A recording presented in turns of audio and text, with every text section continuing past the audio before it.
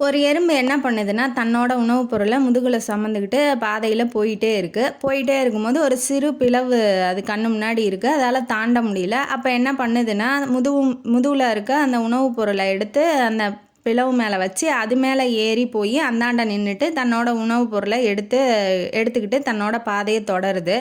அதே மாரி தான் வாழ்க்கையில நமக்கு மட்டும் தான் கஷ்டம் வருது, நமக்கு மட்டும் தான் துன்பம் வருது, நம்ம மட்டும் தான் இவ்வளோ கஷ்டப்படுறோமா? இல்ல கடவுள் நம்மள கஷ்டப்படணுன்னே படைச்சுட்டானா அப்படின்னு நெனைக்கிறீங்களா?